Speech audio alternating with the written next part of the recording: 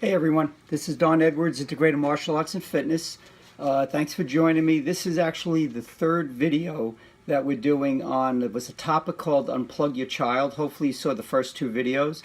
The first one we did was more of an introduction about, basically it started as getting your child outdoors, getting them away from computers, getting them away from video games and so forth, which we had seen that as a bit of a problem. But we thought, especially in connection with some of the obesity problems going on, or the increase, in obesity problems in terms of children, get them more outside, get them into activities and the like. So the second, that was the first video. The second video was really highlighting the problem, and the more we researched it, the more we realized that it was just more than having an impact on obesity or inactivity. It really is becoming an addiction, a real addiction, in a number of cases. So the tenor of the videos took on, what was a little bit different now. Yes, we want you to get your child outside. We want you to get you involved. We want you to get them involved in activities, sports, martial arts, the like.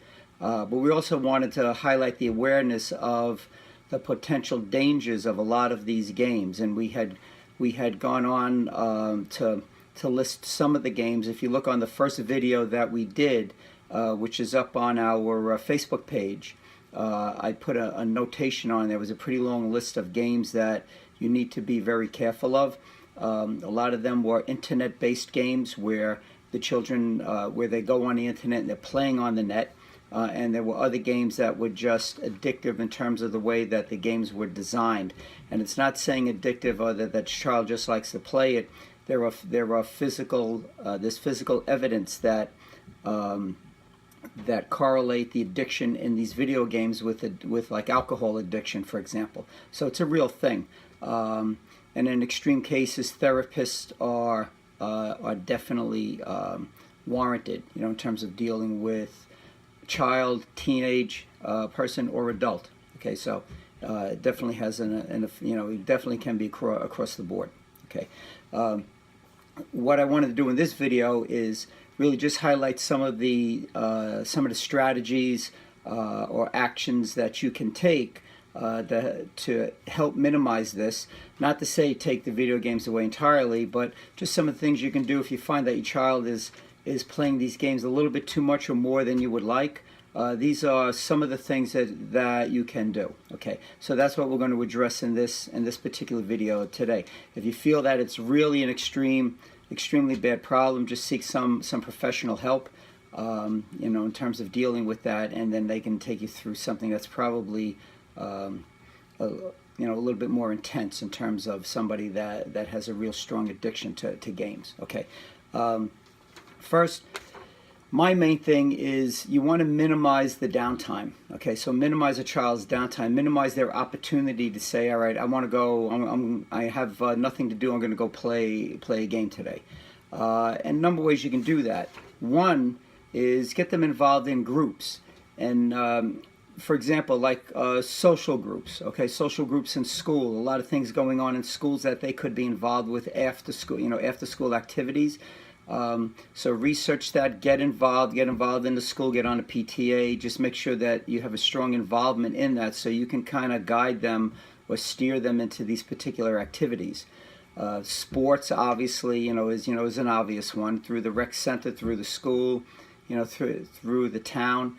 They don't have to be great athletes, just to be able to get out and play baseball, play soccer, great sports, okay, to do. Basketball, all right.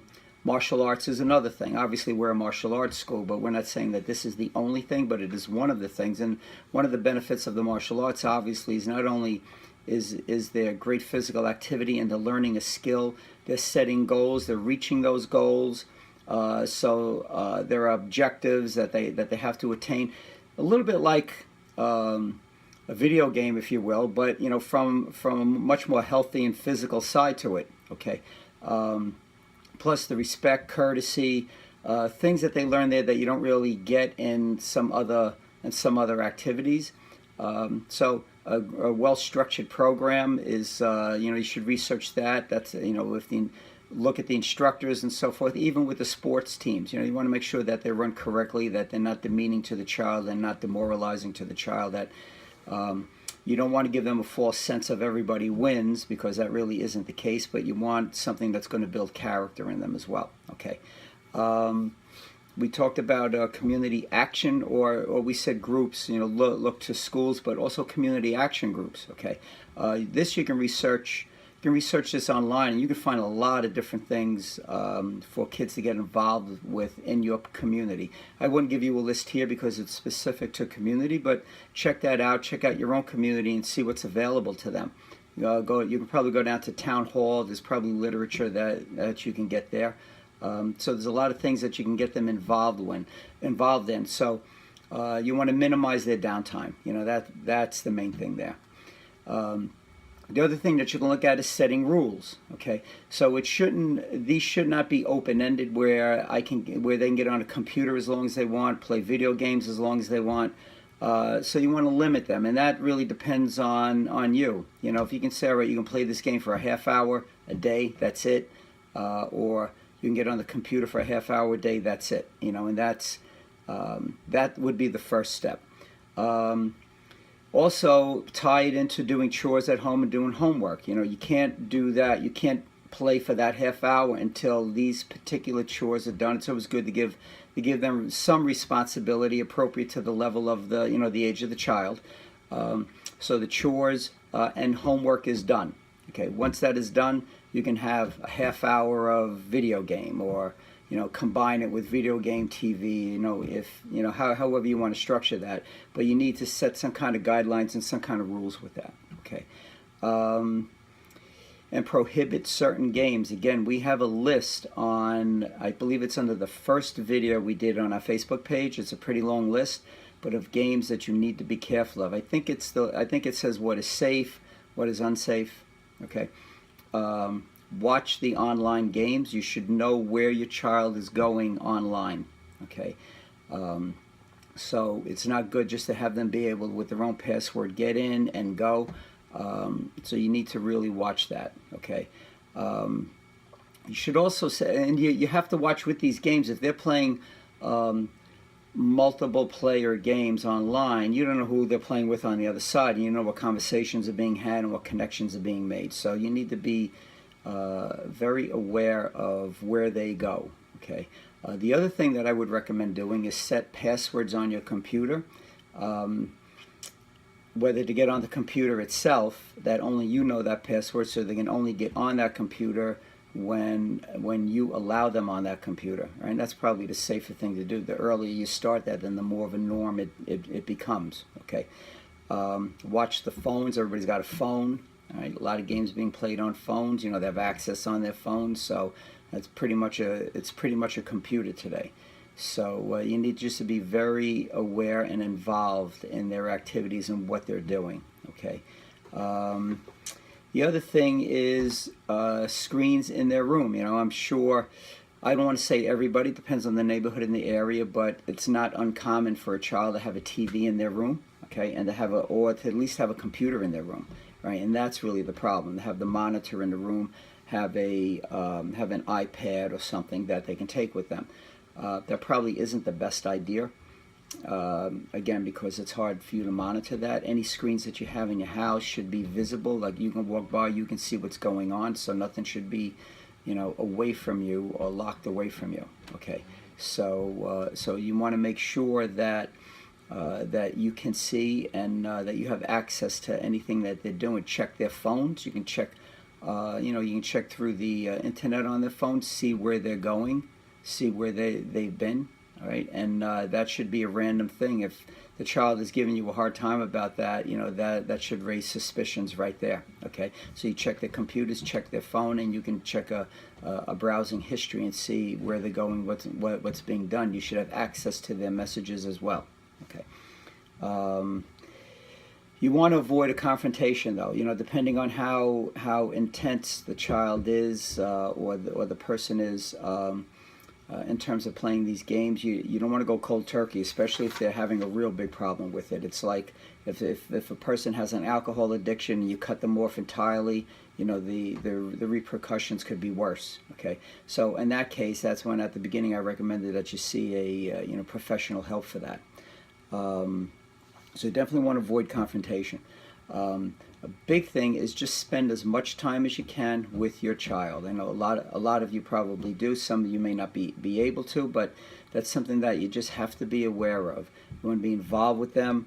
Again, I originally started this whole series about getting the kids outdoors, but I can tell you myself personally, I do a lot of hiking. I do a lot of outdoor activities, and it's reinvigorating. It's healthy.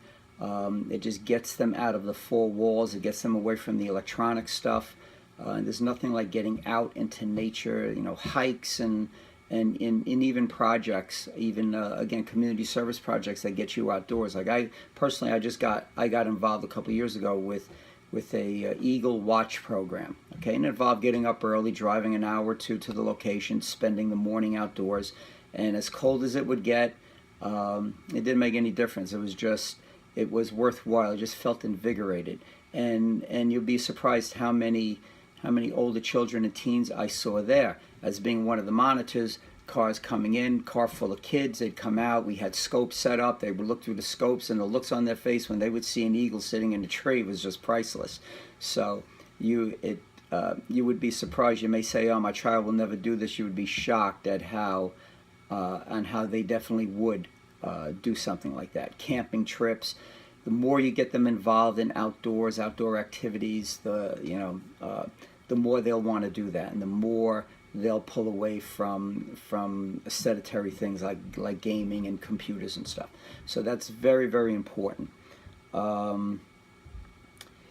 So basic thing, know what your child is doing, stay involved with them, know where they're going online, and as much as you can, just research on things that you can to get them outdoors, to get them involved in other things that are physical. Again, obviously we promote martial arts to do that, but I can tell you anything is better than sitting in a chair watching TV, looking at the computer screen, or playing video games. So whatever you can get your child into that they will like. Not everybody likes a martial arts program, but in this case, whether it be martial arts, whether it be soccer, basketball, baseball, everything has some benefits to it. The main benefit for you is just to keep them active. In terms of, I mentioned obesity slightly, and we'll be doing a couple of videos on that. Diet, real important, and diet can affect them as well. Not just in terms of weight, but just in terms of how happy they are, or depression, or how sluggish they feel. So just be very careful with that as well. It all plays together. You want a healthy lifestyle. You want a healthy environment for them. Okay.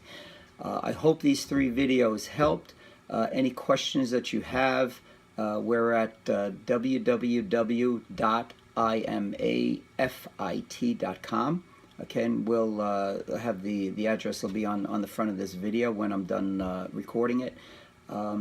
Be more than happy to talk to you about, not even if you don't want to sign up for the program, you just want to discuss the problem, I'd be more than happy to speak with you. So again, I hope this was helpful. Thanks for your time, thanks for listening, and hope to meet some of you soon. Thanks, bye-bye.